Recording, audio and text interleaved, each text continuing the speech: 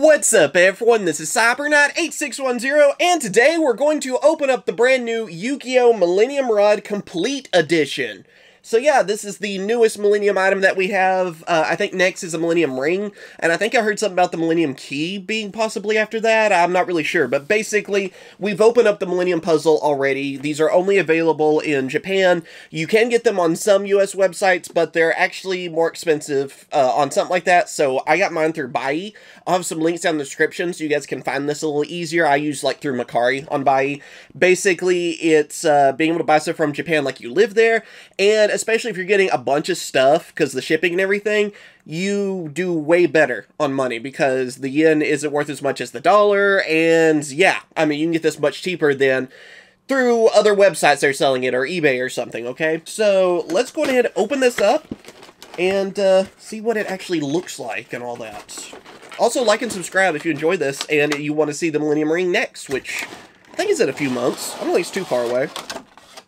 So that is everything from the box. I plan to keep the box. Here is the Millennium Rod itself. Pretty simple packaging, which I like.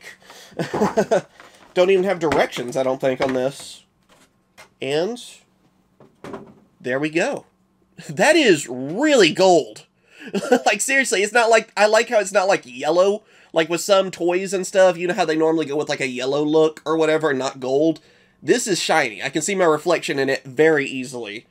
I wonder if it already has batteries in it. That's something I'm going to have to check for myself.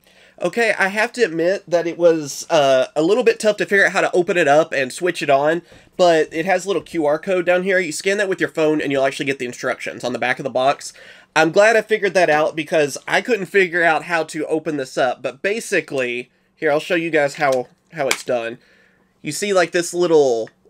I know, the ceiling fan, so it's so shiny, but you see like this little black part right here? You can put your fingernail under that, pull down, and it actually undoes the back of it, where you can take it off, and you have the compartment for the batteries right there, and then also you have an on and off switch, that way you don't have it on the whole time, but...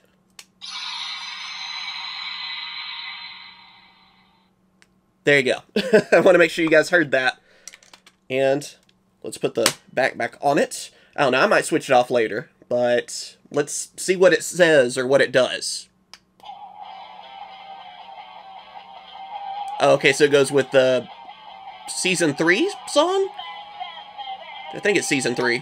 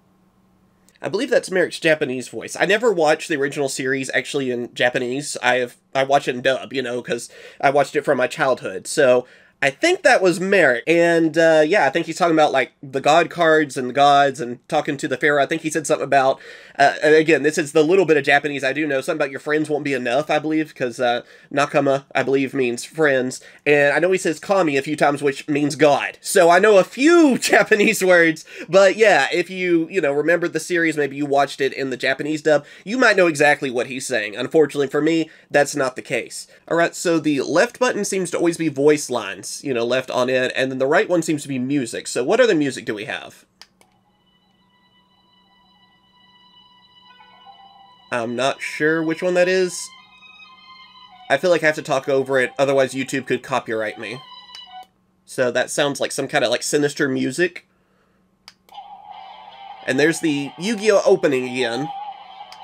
I'm sorry, again, I have to talk over these because I don't want to get in trouble with YouTube. And there is a third song.